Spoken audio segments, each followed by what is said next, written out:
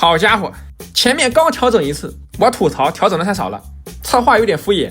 然后刚过几天，好家伙 6.0 币直接就来了。看这个英雄调整了10个。首先第一个，兰博竟然加强了。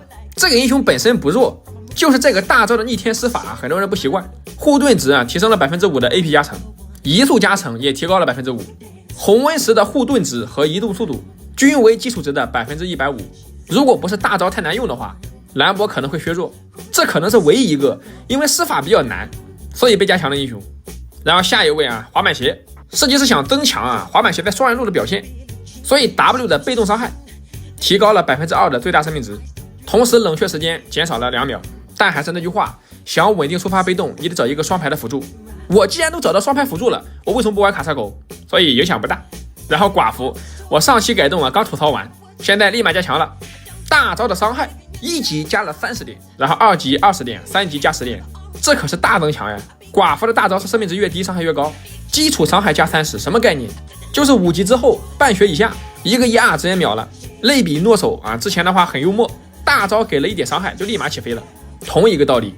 然后下一位金克斯之前我重点点名的 AD， 长手但是需要发育，同时是一个暴击 AD， 吃满了这个版本的黑力，这次减少了 Q 技能的法力值消耗，原来是 A 一下30点，现在只需要20点前期的消耗能力更强了。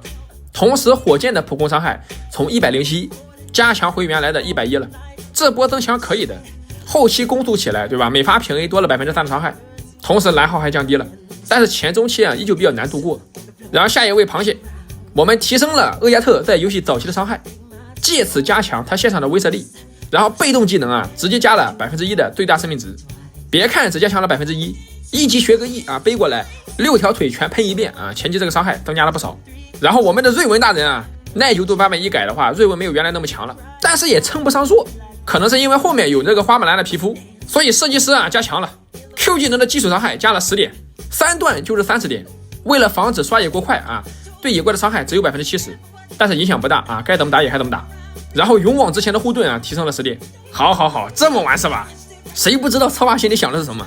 然后来到削弱组，首先就是这版本的卡米尔吃到了这个耐久度的红利，所以他的 W 战术横扫砍了 1% 的最大生命值伤害，对前期的影响可以说很大了。但是也没事中后期该怎么带还怎么带。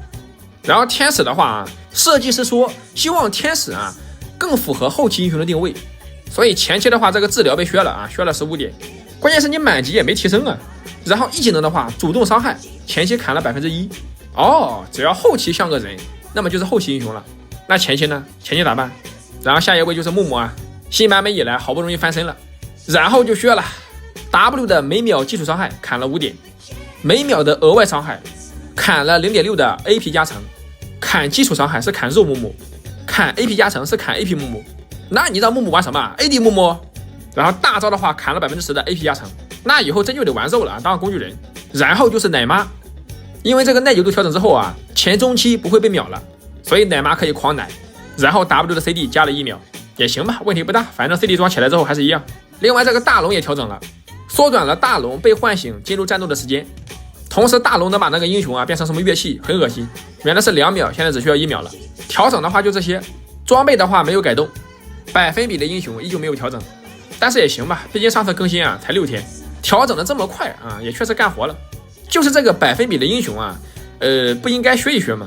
那些不灵活的坦克或者是战士，他们的生命值双抗应该多加1点。至于瑞文的改动对吧？我们都知道的，我们都懂得。但是容我最后再插一堆，加强螳螂我就不奢望了。这个男枪的话已经好久没有出现了，可以适当的加强一下吗？真就幽默散弹人呀，哪怕是以前护秒版本还能偶尔看到几把男枪，新赛季我是一把都没看到。希望下次能看到男枪加强的这个更新。对了下个月14号上线符文大乱斗，